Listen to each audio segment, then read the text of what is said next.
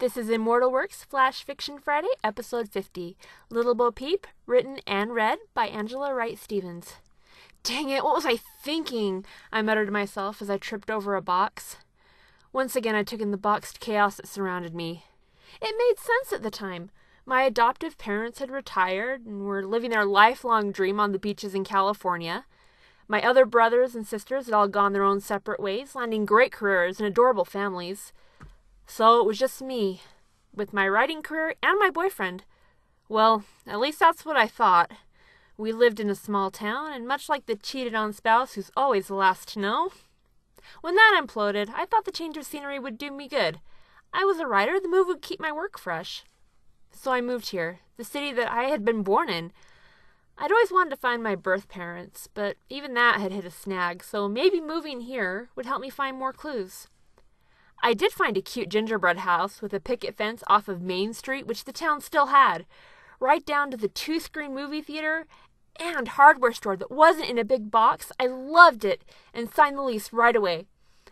I opened a closet door to put the offending boxes away when I heard a scratching noise. Probably a rat, I thought. I didn't dare open the trap door to find out. For some reason, I just closed the door instead.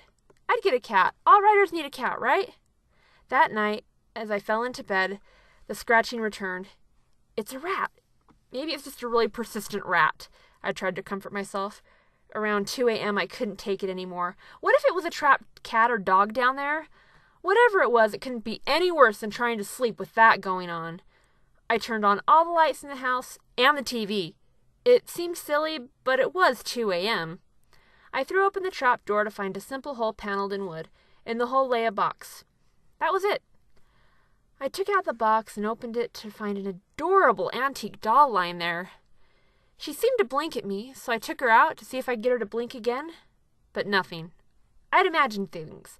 I put the open box on top of my dresser and closed the trap door. It wasn't the doll, right? At any rate, the scratching had stopped. I went to bed, determined to get to the bottom of this in the morning. When I woke up, the doll was at the foot of my bed. I jumped a mile. I left it in the box last night, right? Home, the doll said simply. I screamed. There was no way that doll just talked to me. It looked a little antique to have a voice box. I gathered my courage and went over to the other side of the room where I had left the box she came in. She would go in the garage or the thrift store. Maybe I could send it to one of those missions in Africa to kids who don't get toys. All I know was she needed to go. I felt an envelope taped to the bottom of her box, with a name and address. Home. Now, the doll said again. Let me get dressed. I'm not going in my pajamas, for crying out loud, I said to the doll. She sat up. Home. Now. You're not real, I told her as I pulled together a reasonable outfit. Home, please. Who are you?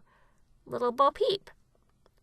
In spite of my terror, I laughed. There was no way this demon bore the slightest resemblance to the Bo Peep I had read about. But a few moments more, she'd no longer be my problem. In the box, I said, tossing it on the bed. To my amazement, she cooperated. Home, she said again. 5 minutes later, I found myself in front of a normal brick house. We're here, Bo Peep. Thank you, I heard her little voice say. I got out of the car with no idea of what I should say. Hi, I think this doll's possessed, but this envelope says it's yours. Have a nice day. I tried a few other lines, but nothing seemed to fit as I knocked on the door and waited. An older woman with shoulder-length hair, the same color as mine, opened the door. Nora, come on in. Why did you knock? I'm sorry, ma'am. My name isn't Nora. She gasped. What is your name? She asked tersely. Stacy, maybe I should come back another time, I apologized as I backed off the porch. No, she insisted. You were born August 10th. How did you know that? You have the look of your twin sister. My what? Stacy, I am your birth mother.